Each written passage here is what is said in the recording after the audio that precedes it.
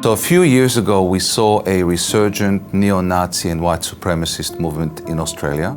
So I launched a personal crusade to have the public displays of the Nazi swastika banned in Victoria.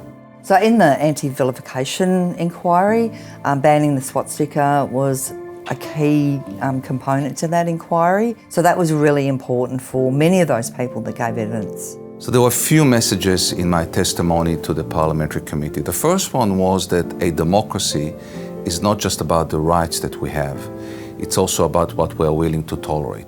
The second message was that we had to send a very clear message to the hardcore bigots. The law is no longer on your side. It was often debated about what other symbols should be involved. You know, there were many that came forward and told their stories of what their experience had been and what changes they wanted to see happen. Sitting in the chamber and watching the debate filled me with pride. I have to admit that this was a long and faithful journey for me, and I did shed some tears of joy.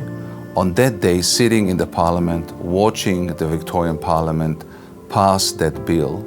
It's always great to be on these committees and see that legislative change come from the work that you've done and from the community. I think the whole process demonstrated in a very plain and clear way that community organizations, grassroots organizations, do have a voice and they do have a power to change perceptions.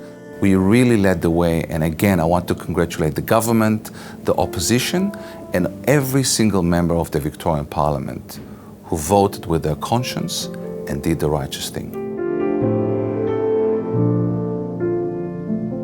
We undertook 4 inquiries this term: the forced adoptions, anti-vilification, the support for older migrants and refugees, and of course the early childhood engagement, which were all really important to us. But I think the forced adoptions inquiry was something that was very emotional for everyone involved, you know, because we saw all these brave women step up and tell their story. And for some of those women, it was the first time they'd ever spoken to anyone about it. And I think probably one of the things for me was the fact that these women, their lives had been impacted completely.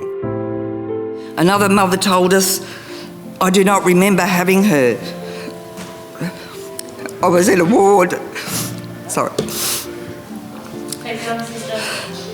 I was in a ward, a dark room, and a man kept coming in, and every now and then he gave me needles up and down my spine. I think that is why I am frightened of needles now. They saw the redress scheme as being an acknowledgement of what they had experienced. So to actually have that outcome is really significant. And I think also just that general acknowledgement that this happened was something that many of them expressed during the inquiry. We always had a focus on the regional communities, you know, in Geelong, Ballarat, Bendigo, Shepparton, you know, right across all the regions really. I think community involvement's really important because it gives people the sense that they do have a voice, and they certainly do through the committee processes. You get to hear all sides of different stories in relation to whatever the matter might be. We look at research from not only around Victoria and Australia but across the world. The people who have put submissions in or presented to the inquiry, they have that opportunity to have input into policy decisions, legislation changes in the Victorian Parliament. And you know, where there are committees that are relevant to them, I think they should take every opportunity.